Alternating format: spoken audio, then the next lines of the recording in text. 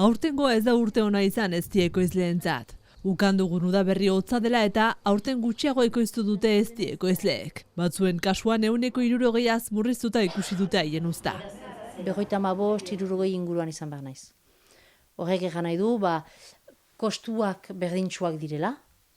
Baizu, autoa, elektrizitatea, bidaiak, argizaria, erlean bazka hori berdintsuak direla. Baina diru sartzea, 55-55 gutxi, ez dut institut kalkulu guztiak eginak, baina joan den urteko erdia baino gutxiago irabaziko dudala, hortan ez dut dudarik. Loreztatu badira ere, loreek ez dute lortu beharrezko temperatura eztia ekoizteko. Akazeloreak eztia emateko izan baditu 18 gradu edo 19 gradu.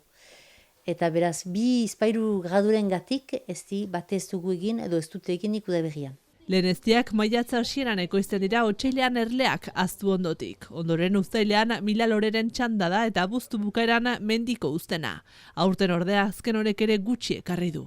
Errezaintzan askotan bederen ezti batek bestea salbatzen du. Uzta batek bestea salbatzen du. Baina horten ez du bakar batek bestea salbatu. Eta gero mendira igo eta txilarra egiteko esperantzarekin, hor oso gutxi. Hemen badira altzainitz, baina gehienak utxak dira. Ezta?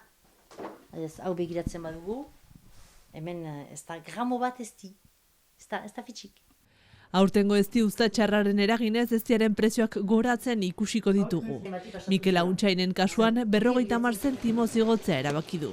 Egoerari aurre egiteko aterabideak bilatu behar ditu. Uzta handiak ditudanean pote handietan ezartzen dut.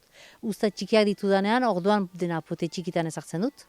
Beraz aurtengoa gien apote txikitan ezagri dut, eta pixka garestiagotzen dugu. Baina neurri batean ere gelditu behar da, zen jendeak estia ere erusi behar du, eta gero bada ere poteena, zen berina, eta kapsulak urte guziz igotzen dira, kasik 130, urte guziz.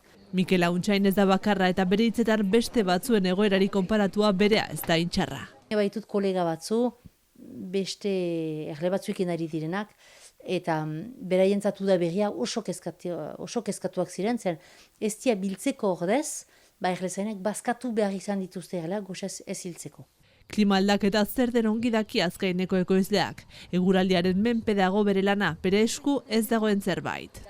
Oztopoak oztopo etorkizunari begira baikor da ekoizlea. Nik zinez motibatzen ditut erlezainak hasten, erleak hasten, ikasten.